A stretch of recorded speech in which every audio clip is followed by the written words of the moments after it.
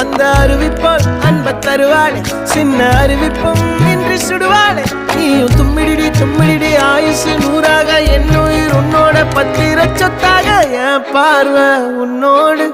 உன் பொம்மை கண்ணோடு பேசாமல் விண்ணோடு